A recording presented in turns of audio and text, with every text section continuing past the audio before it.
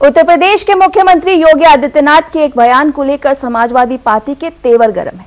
CM योगी ने चुनाव प्रचार के दौरान कहा कि दंगों के खून से जिनकी टोपी रंगी हो, राम भक्तों के खून से जब टोपी रंगी हो, वो आज शांति सौहार्द की बात कर रहे हैं। मैं आप सभी को बताना चाहता हूं कि समाजवादी पार्टी ने ऐसे उम्मीदवारों को मैदान में उतारा जो कैराना से हिंदुओं के पलायन के लिए जिम्मेदार हैं। वो भी मैदान में है जिन्होंने मुजफ्फरनगर दंगे करवाए थे। बस योगी के इस बयान पर समाजवादी पार्टी ने पलटवार किया और बीजेपी को खरी खोटी सुनाई। तो आपको बता दें कि अब टोपी का रंग जो है वो उत्तर प्रदेश में देखने को मिल रहा है और इसी को लेकर जुबानी जो जंग देखने को मिल रही है। एक और ये लाल रंग जो है वो खतरे का निशान बताया जा रहा है, तो दूसरी ओर ये लाल रंग जो है उसे क्रांतिकारी बताया जा रहा है। और अब इस टोपी को लेकर उत्तर प्रदेश चुनाव में हमने देखा है किस तरह से जो माहौल है वो देखा जा रहा है कि एक और प्रधानमंत्री ने जब इस लाल टोपी को खतरे का निशान बताया, तो दूसरी ओर मुख्यमंत्री योगी आदित्यनाथ ने इस टोपी को लेकर कहा कि इस लाल टोपी में खून के दाग हैं। खून के दाग हैं उन लोगों के जो दंगों में मारे गए, खून के दाग हैं राम भक्तों के। हालांकि हमने देखा कि किस तरह से समाजवादी पार्टी ने इस टोपी को लेकर एक गाना भी लॉन्च किया और किस तरह से इस टोपी को लेकर उन्होंने कहा कि ये जो टोपी है वो क्रांतिकारी टोपी है। और इस टोपी को हमने देखा कि किस तरह से उत्तर प्रदेश की सियासत में ये लाल रंग की टोपी जो है एक बड़ा मुद्दा बन गई है। और हम देख रहे हैं लगातार इस टोपी को लेकर जो जुबानी जंग है वो तेज होती जा रही है। समाजवादी पार्टी को लेकर जिस तरह से कानून व्यवस्था को लेकर, दंगों को लेकर लगातार बीजेपी के निशाने पर है। और इस बीच हमने देखा कि अखिलेश यादव को जब इस टोपी के लिए कहा गया कि ये जो लाल टोपी है इसमें दंगों का जो खून के दाग हैं, प्रधानमंत्री ने कहा ये लाल टोपी है जिसमें जो रेड अलर्ट है। हालांकि ये टोपी का रंग जो है वो टोपी की अगर प्रथा की बात की जाए तो गांधी जी से ये शुरू होती है इस टोपी की प्रथा। और कहीं ना कहीं अब इस टोपी को उत्तर प्रदेश में एक बड़ा मुद्दा बनाकर सामने देखा जा रहा है। प्रधानमंत्री के अटैक के बाद मुख्यमंत्री योगी आदित्यनाथ ने भी इस टोपी को लेकर बयान दिया है और इसी मुद्दे पर चर्चा करने के लिए हमारे साथ पूरा पैनल मौजूद है। अब हमारे साथ पॉलिटिकल एनालिस्ट रवि अरोड़ा जी मौजूद हैं। रवि जी, आपका स्वागत है। बीजेपी से अपना पक्ष रखने के लिए हमारे साथ प्रदीप भटनागर जी मौजूद है। प्रदीप जी, आपका भी स्वागत है। और अभिषेक वाजपेयी समाजवादी पार्टी का क्या कुछ कहना है इस लाल टोपी को लेकर, उनसे भी जानेंगे। सबसे पहले प्रदीप भटनागर जी, आप ही के पास आते हैं। और लाल टोपी एक तरफ खतरे का निशान बताया जा रहा है, दूसरी तरफ इसमें दंगों का दाग बताया जा रहा है। ये लाल टोपी से इतना परहेज क्यों? नहीं, परहेज नहीं है जी। उत्तर प्रदेश के नागरिकों को डर है इस लाल टोपी से। माननीय मुख्यमंत्री जी ने एक वक्तव्य में कहा था कि मैं प्राइमरी स्कूल के कार्यक्रम में गया था तो एक 2.5 वर्ष का बच्चा अपनी मां से कह रहा, देखो ये लाल टोपी में गुंडा आया है, कहीं ऐसा ना हो कि यहाँ माहौल खराब हो जाए। वो चीज भी हमने सुनी और देखी। अगर लाल टोपी का मतलब ये निकलता है तो स्वच्छ क्यों नहीं है? इतने शब्द क्यों बोले जा रहे हैं? टोपी तो टोपी होती है। आंदोलनकारियों ने टोपी पहनी और देश को आजाद कराने में बहुत बड़ी भूमिका रही इस टोपी की। टोपी गांधी जी की हो चाहे हमारे गांव में और समाज में जो हमारे बुजुर्ग टोपी पहनते हैं वो भी। टोपी मुखिया को पहनाई जाती है, टोपी उस जिम्मेदार आदमी को पहनाई जाती है, टोपी का मान सम्मान रखे। मगर ये लाल टोपी इतनी उत्तर प्रदेश में बदनाम हो चुकी है कि बच्चा भी इससे डरने लगा है। और इसको डर को दूर करने के लिए भारतीय जनता पार्टी की सरकार आई और पुनः आएगी। अगर ये लाल टोपी अगर गुंडागर्दी ना करती होती तो मेरठ कैंट और सहसवान के विधायक प्रत्याशी जो हैं ये ना कहते होते कि अगर मैं लड़कों को छूट दे दूं तो भाजपाइयों को जगह कम पड़ जाएगी छुपने के लिए। देखिए ये लैंग्वेज है इनकी। तो कहीं लग सकता है कि कोई ना कहता है कि जिस दिन सरकार आई उन्होंने पुलिस को देख लेंगे। ये भिन्न भिन्न बातें इस तरह की जो चल रही हैं तो क्या भड़काऊ भाषण और दंगों को लेकर भी मेरे पास वो पूरी लिस्ट है। हालांकि आप समाजवादी पार्टी पर जिक्र कर रहे हैं कि आपने विधायकों को, दागी विधायकों को मौका दिया है, लेकिन एक बार टोपी का जिक्र कर लें फिर मैं उस पर भी आऊंगी। अभिषेक जी, जिस तरह से आपकी टोपी को लेकर ये कहा जा रहा है कि छोटा बच्चा भी जो है इस टोपी को देखकर घबरा जाता है क्योंकि आपने इस तरह के काम किए हैं, जानना चाहूंगी क्या आप इस बात से सहमत हैं?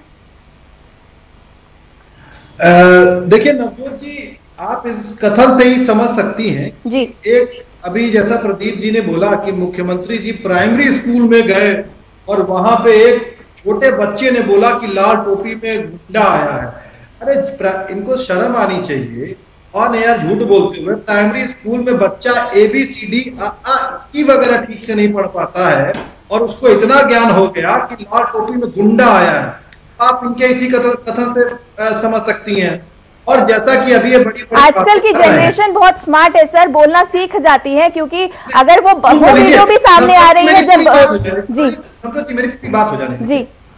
दूसरी चीज अभी इन्होंने कहा तो इनको कथन में याद दिला दो, अभी इनके यहाँ की दूषित मानसिकता कैसी आप इससे समझ सकते हैं। कल की औरैया की घटना आप सभी लोगों ने देखी होगी और सुनी होगी, कैसे थाने पे ही इनके यहाँ के नेता ने बाकायदा एक पुलिस वाले को गाली दी और खराब संज्ञा से उसको, मैं नहीं बता सकता हूँ, खराब संज्ञा में उसको बाकायदा बोला। आप सब प्रशासन का दुरुपयोग ये लोग कर रहे हैं कि पुलिस में ही अपने आप को सुरक्षित महसूस नहीं करे, बेचारे कुछ ना कर सके।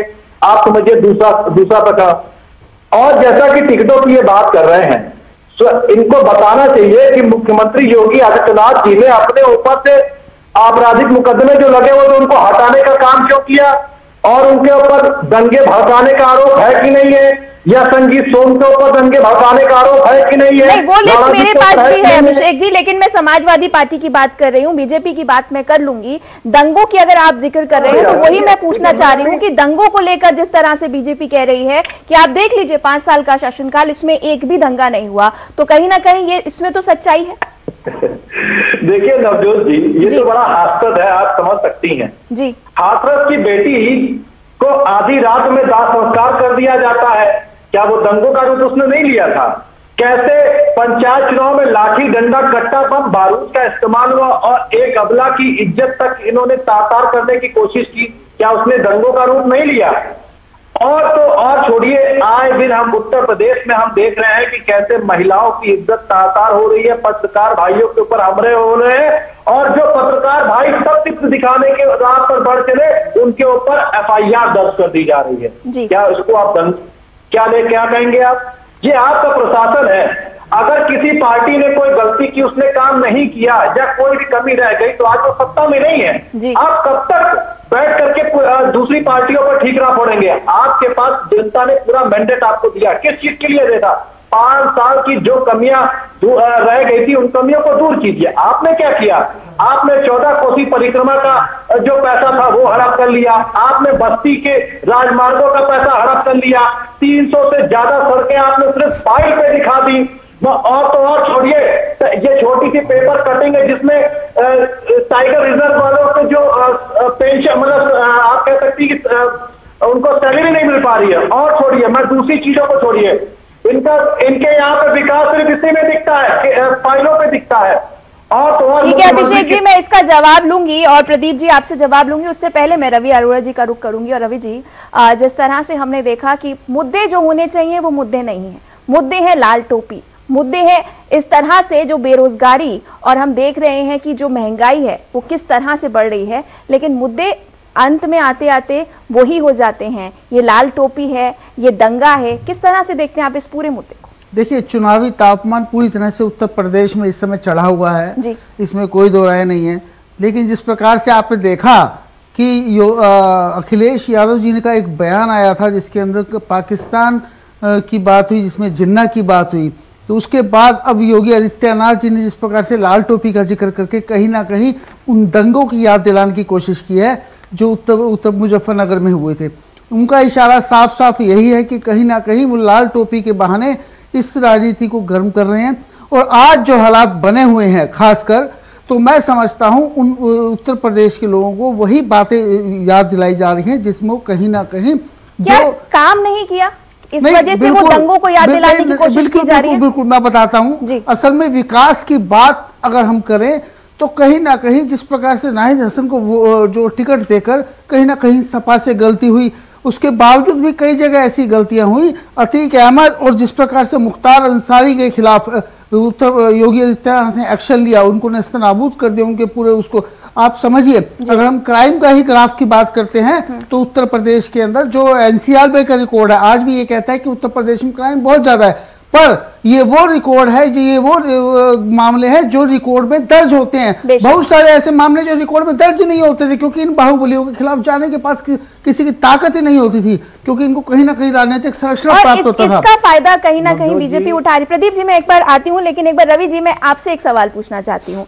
आपने ये बात जिक्र की, विधायकों की बात आपने समाजवादी पार्टी की, लेकिन मेरे पास भी वो लिस्ट है जिसमें बीजेपी के ऐसे विधायक हैं जिनके नाम पर दंगे भड़काने का मुकदमा दर्ज है। और उसके साथ साथ सबसे बड़ा एग्जाम्पल जो है वो जो कुछ हुआ किसानों के साथ, जिस तरह से रौंदा गया, उसके बाद सुप्रीम कोर्ट को इंटरवेन करना पड़ा। तो अगर हम सिर्फ ये कह दें कि कानून व्यवस्था बहुत अच्छी है, तो वो जमीनी हकीकत नहीं लगती। नहीं, बिल्कुल आप सही कह रही है। कहीं ना कहीं गलतियां बीजेपी से भी हुई है और समय समय पर होती रही हैं, पर योगी आदित्यनाथ की छवि जो है पूरी तरह से मैं समझता हूं लोग पसंद करते हैं उनको, क्योंकि उनकी छवि में जहां तक बात है वो किसी भी प्रकार का, क्योंकि देखिए सपा के टाइम में क्या हुआ, किसी एक जाति विशेष के प्रति ज्यादा लगाव दिखाया गया। अब उसके विपरीत भारतीय जनता पार्टी पर भी आरोप लगते हैं कि वो भी कहीं ना कहीं दूसरी तरफ जो है पराड़ा भाई रहता है। तो वो सब चलता है, इलेक्शन का टाइम है तो जो है एक दूसरे के प्रति प्रदीप जी का रुख कर लेते हैं। प्रदीप जी, जिस तरह से रवि जी ने कहा कि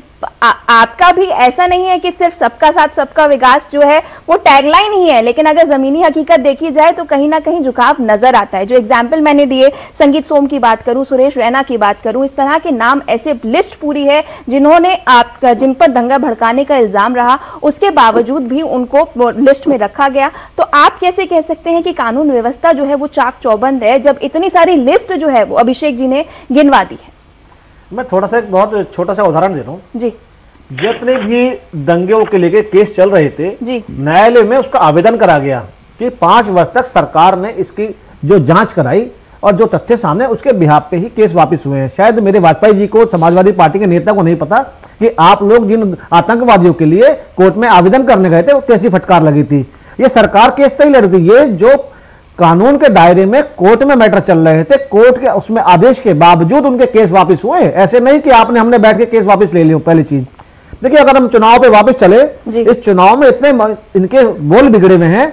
मेरठ के प्रत्याशी कहते हैं आदिल मलिक कि पब्लिक मीटिंग में खुद बेफिक्र हो जाइए, जब सरकार बन जाएगी इंशाअल्लाह एक एक को चुन चुन के देख लेंगे। पहली चीज।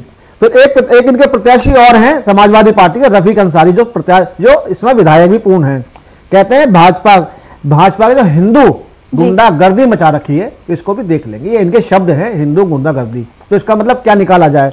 एक और इनके विधायक हैं सहसवान से ब्रजेश यादव, कहते हैं कि अगर मैं अपने लड़के छोड़ दूं तो भाजपाइयों को छुपने की जगह नहीं मिलेगी।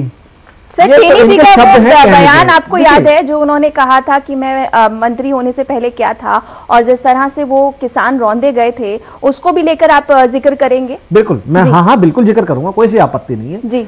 देखिए, जो आप गृह राज्य मंत्री जी की बात कर रहे हैं, अगर कानून के तरीके से, आपने उत्तर प्रदेश के अंदर देखा कि इल्जाम लगाया जा रहा था कि सरकार अपने वर्चस्व को दिखाने के लिए कोई भी कानूनी कार्रवाई नहीं करने देगी, और ये स्पष्ट हो चुका है कि टेनी जी के जिस कार्यकर्ताओं ने, जिस बेटे ने हरकत करी, आज वो 14 दिन की न्यायिक हिरासत में भी गया और आज जेल में है। ये डिफरेंस दिखता है। एक और बुलडोजर की बात की जाती है, दूसरी न्यायिक हिरासत की बात की जाती है। अभिषेक जी का जवाब दे देते हैं।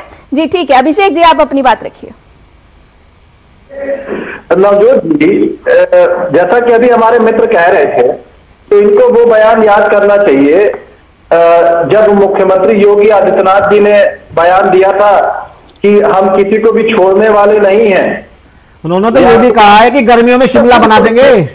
बात रखिए अभिषेक जी।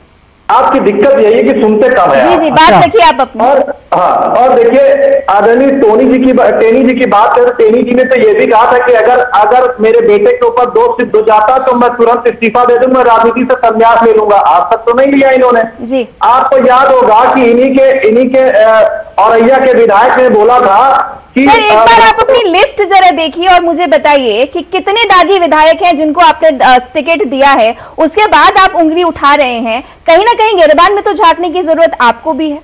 नहीं, देखिए सबसे बड़ी चीज कि दागी होना एक चीज है अगर योगी जी पर इल्जाम है तो वो अलग बात है, लेकिन हमारे अगर विधायकों पर इल्जाम है वो एक चीज है। ये डबल स्टैंडर्ड दोनों तरफ देखा जा रहा है। आपको याद होगा कि भारतवर्ष में इकलौते ऐसे मुख्यमंत्री हो गए योगी आदित्यनाथ जी जो बिना किसी कोर्ट के परमिशन के अपने ऊपर से मुकदमे हटवाते हैं। मैं कह दीजिए मैं गलत है। अभी आपको अभिषेक जी मैंने उदाहरण बताया, जब कोर्ट में न्यायालय में जो कोई चलते होते हैं उसमें सरकार आवेदन देती है, आपको आधा अधूरा बोलते हैं आप लोग। समाजवादी पार्टी में 2,37,821 मुकदमे दर्ज हुए थे और आज इसी भारतीय जनता पार्टी के राज में 3,40,170 मुकदमे दर्ज हुए। कि यहाँ पे आंकड़े ज्यादा है। और तो और आप देखिए कि जब से भारतीय जनता पार्टी की सरकार आई है तब से महिलाएं, बेटी बहन कोई सुरक्षित नहीं है। स्वयं राज्य मंत्री स्वाति सिंह सुरक्षित नहीं है। इनके प्रदेश उपाध्यक्ष के ऊपर कितने सारे आरोप लगे हुए हैं। अभिषेक जी अभी एक पत्रकार को पीटा था मुरादाबाद में, क्यों पीटा था जरा बता दें जरा। स्वयं अखिलेश यादव जी ने धक्का मारा और उनको सिक्योरिटी गार्डों ने पीटा, उस पत्रकार की क्या गलती थी? वो सवाल पूछ रहा था, जरा बता दीजिए। ये तो अभी सत्ता खबर की अभी खबर है, अभी मुरादाबाद गए एक दूसरों पे लगाया जा रहा है जी। के बीच में बाकायदा अफीम और तस्कर अफीम की सप्लाई हो रही है। आप ये देखिए जी, चरस और गांजे की। और तो और छोड़िए, इन्होंने अभिषेक जी मैं आपकी लिस्ट का जिक्र कर रही हूँ, आप मुझे बीजेपी की लिस्ट बता रहे हैं। वो तो मैं सवाल पूछ ही रही हूँ, मैं आपसे पूछ रही हूँ कि आपने किन किन को टिकट दिया है, उस पर भी थोड़ा विचार कर लें। नहीं देखिए बिल्कुल जब केस विचाराधीन है तो आप उनको ये नहीं कह सकते डायरेक्टली, आप कह सकते हैं। लेकिन अगर कोई दोषारोपण करेगा, एक उंगली आप उठाएंगे तो 4 उंगलियां दूसरों आपकी तरफ भी उठती है। तुम्हारे प्रत्याशी विचाराधीन है। रवि जी का रुख कर लेते हैं क्योंकि उंगली आप भी उठा रहे हैं और 4 सवाल आप पर भी उठाए जा रहे हैं। आजम खान, रवि अरोड़ा जी, नंबर 2 जी प्रदीप जी, रवि बेटा जी, रवि प्रदीप जी, अभिषेक जी मुझे रवि जी से एक बार सवाल लेने दीजिए, मैं आपके पास वापस आऊंगी। रवि जी, जिस तरह से हम देख रहे हैं कि उत्तर प्रदेश की सियासत में जुबानी जंग और अगर भाषा का स्तर देखें या जिस तरह से देखें कि जो कुछ बात की जाए स्वाति सिंह की, महिलाओं की बात की जा रही है, कानून व्यवस्था की बात की जा रही है, लेकिन जमीनी हकीकत जो है, क्या सच में उत्तर प्रदेश उत्तम प्रदेश बन गया है? क्या सच में महिलाएं जो हैं वो सुरक्षित हैं, या सच में उत्तर प्रदेश की जो स्थिति इस वक्त दिखाने की कोशिश की जा रही है वो नजर आती है? देखिए, यह बात तो सही है कि कहीं ना कहीं जिस प्रकार से मैंने पहले भी कहा कि एनसीआरबी के जो आंकड़े आए हैं इस बार भी डराने वाले हैं। वहां पे रेप की घटनाएं हों, जो है किडनैपिंग, रेप, हत्या, लूट, डकैती, महिला उत्पीड़न, ये सब मामलों में कमी आई है। ऐसा नहीं है कि कमी नहीं है, पहले से जब आप पिछले 5 साल के आंकड़े उठा के देखते हैं कमी आई है। लेकिन आज भी सबसे ज्यादा उत्तर प्रदेश, क्योंकि एक बड़ी जनसंख्या वाला राज्य है, तो वहां पे उतना ज्यादा फर्क नहीं पड़ा। जो दिक्कत, जो कमी आई है वो उनमें आई है, जैसे बाहुबलियों पर कहीं ना कहीं नकेल कसी गई है, जो वहां के हिस्ट्री शीटर्स थे उनका एनकाउंटर किए गए हैं, तो कहीं ना कहीं। लेकिन जो घरेलू मामले हैं, दूसरे मामले हैं, जमीन जायदाद से जुड़े मामले हैं, उनमें कहीं ना कहीं सरकार अभी भी नाकाम रही है और एक लंबा टाइम लग सकता है, मुझे लगता है, उनमें नकेल कसने में। वो किसी भी शासन के लिए कम करना इतना आसान नहीं होता। जिस प्रकार से अभी अभिषेक जी कह रहे थे, तो मुझे लगता है कि कहीं ना कहीं भाजपा पे भी लगातार सवाल उठते रहे हैं और सपा पे भी रहे हैं। और ये जो चुनावी माहौल होता है, ऐसे में सभी पार्टी एक दूसरे पर एलिगेशन लगाती है क्योंकि मुद्दे भटक जाते हैं। विकास की बात नहीं हो रही, सुशासन की बात नहीं हो रही, क्या किया सरकार भी बताने में कहीं ना कहीं नाकामयाब रही। खासकर किसान आंदोलन के बाद बैकफुट पर आना पड़ा सरकार को।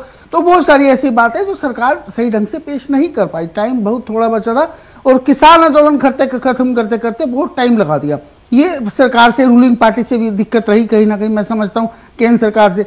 अच्छा, दूसरी बात रही जो सपा है, वो लगातार अखिलेश यादव मेहनत कर रहे थे उत्तर प्रदेश में, खासकर कोरोना टाइम से लेकर अब तक, ये बात भी सही है। लेकिन कहीं ना कहीं जो उनका बैक पीरियड अगर आप उठाकर देखते हैं तो अपराध तब से अब काफी कम है और लोगों के मन में कहीं ना कहीं इन बयानबाजियों का मतलब सीधा है कि कहीं ना कहीं वो दौड़ याद दिलाना है। जबकि अब जो है जिस प्रकार से अखिलेश यादव की छवि है, जिस प्रकार से वो बहुत अच्छी छवि देने की कोशिश कर रहे हैं, लेकिन कहीं ना कहीं नाहिद हसन जैसे को टिकट देकर उनकी छवि पर फिर एक बार दाग लगा है। कहीं ना कहीं लोगों के मन में एक फिर वो माहौल पैदा करने। अब नेचुरल बात है, जब एक मुद्दा बीजेपी के हाथ लग गया है तो वो तो उछालेंगे, और ये ऐसा चलता भी है, सभी पार्टियां एक दूसरे क्या इससे सिर्फ बीजेपी को फायदा हो रहा है या समाजवादी पार्टी को फायदा हो रहा है? प्रदीप जी, जब हमने देखा कि प्रधानमंत्री ने लाल टोपी को लेकर सवाल उठाया, तो टोपी की जो गिनती है या जिस तरह से हमने देखा कि जब अखिलेश यादव पहुंचते हैं तो एक अलग लाल सैलाब नजर आता है। और अब अगर मैं बात करूं आपके कानून व्यवस्था की, जिस तरह से लगातार कहा गया कि गुंडों पर नकेल कसी गई, बाहुबलियों पर नकेल कसी गई, लेकिन उसके बाद भी जब इतने लोगों को टिकट दिया जाता है तो ये लोग उत्तर प्रदेश से आए हैं कि बाहर से आए हैं? पहली बात तो ये आपका जो दावा है कि गुंडे और बाहुबली जो खत्म हो गए हैं, वो अगर टिकट मिल रहा है उनको तो वो खत्म हुए हैं, और लोगों के बीच में अभी भी अगर टिकट दिया जा रहा है तो लोग उनको अभी भी वोट देंगे, ये एक बड़ा प्रूफ नजर आता है। और तीसरी बात, जिस तरह से अगर काम किया गया है तो काम के नाम पर क्यों नहीं वोट मांगे जाते हैं? इस तरह के सियासी बयान देकर क्यों वोट मांगे जाते हैं? जी प्रदीप जी, पहले तो मैं एक चीज पे क्लियर कर दूं कि भारतीय जनता पार्टी ने जितने भी टिकटें दी हैं वो वांटेडों को नहीं दी है, जेल में सजा याफ्ता है, जो जमानत पे है उनको नहीं दी है। पहली चीज, कपिल देव अग्रवाल के ऊपर 4 केसेस चल रहे हैं। बिल्कुल जी, जो विचाराधीन है, एक क्राइम को भी देखा जाता है, आपने क्राइम क्या किया है। नाहिद हसन हो चाहे आजम खान जैसे लोग हों जो गरीबों की जमीन खा गए। मैं समाजवादी पार्टी की बात उनसे करूंगी, आप मुझे बीजेपी के लिस्ट जी जी। भारतीय जनता पार्टी में ऐसे छवि के लोग नहीं है जिन पर 307, 302, दुनिया भर 420 केस लगे हों। अगर हमारे पे कोई अगर है भी तो वो विधायकों में अगर या तो समाज के लिए लड़ते हुए समाज के लड़ते हुए अपराध में लगे हैं, या फिर पुराने के जो समाजवादी पार्टी ने लगाए। अभिषेक जी मुस्कुरा रहे हैं आपकी बात से, नहीं बिल्कुल अच्छी बात है, मुस्कुराना चाहिए। तो ये थोड़ा सा मैं तो यही जानना चाहूंगा, जो विचाराधीन कैदी जो जेल के अंदर है आप उन्हें टिकट दे रहे हैं, जिनको आपने टिकट वापस ले लिया आप उन्हें दे रहे हैं। उत्तर प्रदेश के अंदर भारतीय जनता पार्टी ने अच्छे लोगों को टिकट देके ये प्रकाशित और ये चीज दिखाने की करी है जन समाज में कि अच्छे लोग अगर चुनाव जीत के अगर आएंगे विधानसभा के अंदर तो प्रदेश के अंदर अच्छा काम, अच्छी मेंटेलिटी होगी। आप लोग क्या देंगे समाज को, और आप समाज को क्या देना चाहते हैं, समाज को क्या दिया? आप सबका साथ सबके विकास की बात करते हैं। लिस्ट में मैंने देखा कि एक समुदाय को आपने बिल्कुल एक भी नाम भी नहीं सामने आया है, मुस्लिम समुदाय जो है उस पे एक भी। क्या आपको लगता है कि जब सबका साथ सबका विकास की बात होती है तो वो उत्तर प्रदेश के नागरिक नहीं, क्या उन लोगों का कोई वर्चस्व नहीं उत्तर प्रदेश में? बिल्कुल, आपने ये इल्जाम हम पे पहले भी लगा है। चुनाव में जब किसी को टिकट मिलता है वो प्रत्याशी को देखा जाता है, उसकी छवि को, उसके वर्चस्व को, उसकी लोकप्रियता को टिकट देने के लिए तब दिया जाता है। आप ये तो पहले भी हम पे इल्जाम लगे रहे भारतीय जनता पार्टी पे, कई 100 प्रत्याशियों के, चाहे वो मुस्लिम कम्युनिटी से हो, उनके भी आए हैं, मगर भारतीय जनता पार्टी ने जितनों को टिकट दिया है वो उनकी छवि को देखते हुए दिया है। ऐसा नहीं है जो प्रत्याशी को बनाया गया है बहुत सोच समझ के बनाया गया। तो इसका यही मायने निकलता है ना प्रदीप जी, यही मायने निकलता है ना। आपको लगता है कि क्या कोई भी 20% अगर मैं बात करूं तो एक भी ऐसा चेहरा नहीं थी, एक भी ऐसा छवि किसी का नहीं था कि जिसको आप टिकट दे सके या लोगों के बीच में उसके काम को, उसके नाम को इस्तेमाल किया जा सके? या फिर आप भी सबका साथ सबका विकास सिर्फ नारे तक ही सीमित रहते हैं? अगर आप सबका साथ सबका विकास की बात करें, उत्तर प्रदेश के अंदर जिन गरीबों को छत दी गई है उसमें परहेज नहीं करा गया किसको दी जा रही है, जिसको जो सवाल तो मैंने पूछा ही नहीं सर, अधिकार की बात है ना। अगर छत दी गई है तो अधिकार भी दीजिए ना। टिकट का मसला एक राजनीतिक है जी, जो छवि को उन चीजों को देख के पार्टी टिकट देती है। नहीं आया कोई इस टाइप का कोई हम पे स्वच्छता में की जी, आप अपना रखिए। जिस तरह से कहा जा रहा है कि आप ऐसे लोगों को टिकट दे रहे हैं जो जेलों में बंद है, और कहीं ना कहीं आपके ऊपर ये सवाल उठाया जा रहा है कि किस तरह से आपने सोचा कि दंगे जो हैं, दंगा एक बड़ा मसला हो गया है, दंगे को लेकर लगातार, कानून व्यवस्था को लेकर लगातार सवाल उठाए जा रहे हैं।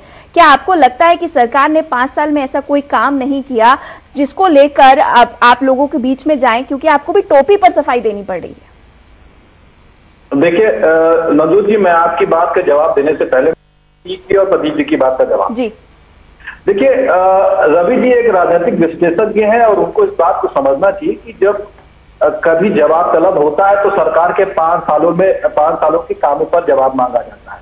जो पिछली सरकार जा चुकी है, क्योंकि उसके अंदर कमी रही थी, तभी जनता ने वोट देकर के नई सरकार को चुना, तभी उसके कामों को गिनाया जाता है जी। और मुझे लग रहा है कि वो भारतीय जनता पार्टी से कम और समाजवादी पार्टी से ज्यादा प्रेरित है जी। तो ऐसा कामों को अगर वो गिनाते, सुन लीजिए रवि जी, अगर उनके कामों को बताते या उनके कामों को बताते तो आने वाले टाइम पे क्या है क्या नहीं है बीजेपी को भी अच्छे से पता चल सकता। तो आप दो चार बता दीजिए वाजपेयी जी, प्रदीप जी आप दो चार बता दीजिए काम और आने वाले समय काम बताइए। जी जी मैं आपको रिएक्शन की बड़ी कमी है।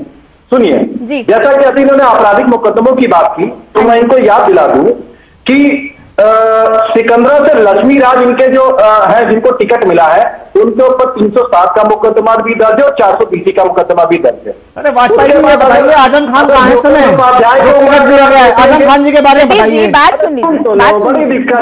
अभिषेक जी थोड़ा छोटे में आप बात रखिए, मेरे पास समय की कमी है, आप अपनी बात थोड़ा शॉर्ट में रखिए। अभी तो मैंने लाल में छोटी सी हरी मिर्ची लगाई थी, लाल मिर्ची देता हूं उनको, बारी बारी से पॉइंट टू पॉइंट बात करूंगा। अगर लाल रंग से बहुत प्रेम है आप लोगों को, मिर्ची भी लाल ही देंगे। सुन लीजिए, अगर मैं विकास की बात करूं, ये पेपर की कटिंग है जिसपे दिखाता है बाकायदा फाइलों में इनका विकास 5 साल।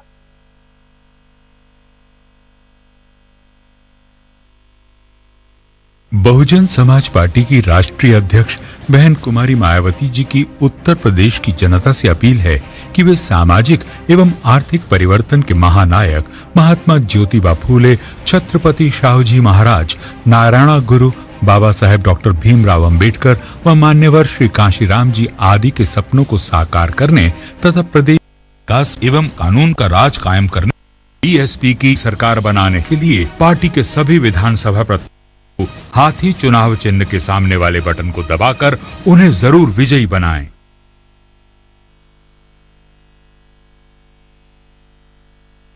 माँ दुर्गे को भी यही लाल रंग पसंद है, बजरंग बली को भी यही लाल रंग पसंद है, तो मुझे आगे इस लाल टोपी का रंग है ये लाल टोपी। रवि जी आपका लास्ट रिएक्शन 30 सेकंड्स। जी बिल्कुल अच्छी बात कही अभिषेक जी ने कि लाल रंग सचमुच में शक्ति का प्रारूप है, लेकिन मैं समझता हूं कि जनता के बीच में विश्वास लेकर आए यह लाल रंग तभी फायदा है, उसका कोई फायदा नहीं अगर लोगों के अंदर किसी प्रकार का, अगर जिस प्रकार से मुख्यमंत्री कह रहे हैं वहां के कि एक दहशत का माहौल बन रहा है इस लाल टोपी से, तो यह तो आपको दिखाना है कि आपने जो किन मुद्दों को लेकर आप आ रहे हैं, किन क्या विकास की बात क्यों नहीं करें, बजाय जिस प्रकार से आपने जिन्ना और पाकिस्तान की बात की और मुख्यमंत्री जो है लाल टोपी की बात करें, तो सभी पार्टियों को ठीक है। प्रदीप जी आपका लास्ट रिएक्शन, क्यों नहीं विकास की बात हुई, क्यों टोपी के रंग को बताना पड़ा? नवजोत जी जो मुख्यमंत्री रहे और जो मुख्यमंत्री प्रत्याशी उत्तर प्रदेश हैं, जिन्होंने आज तक किसान के खेत में उतर के नहीं देखा, बैल चला के नहीं देखा, और लाल टोपी पहन के जिन्होंने दंगा फसाद और गुंडों को संरक्षण दिया, और वो दोबारा फिर गुंडों को संरक्षण देने के लिए उत्तर प्रदेश चुनाव में उतर चुके हैं। मगर भारतीय जनता पार्टी और जनता सिखा देगी इस बार कि क्या होगा। जी बेशक प्रदीप जी, अभिषेक जी और रवि जी आप हमारे साथ जुड़े सियासत की इस लाल टोपी को लेकर, शुक्रिया आप सबका। तो कहीं ना कहीं हमने देखा कि उत्तर प्रदेश में अब चुनाव जो हैं वो टोपी के रंग को लेकर जुबानी जंग देखने को मिल रही है। तो अब ये लाल टोपी क्या लोगों को पसंद आती है या इस लाल टोपी में लोगों को दाग नजर आता है, ये तो वक्त बताएगा। फिलहाल इस खास पेशकश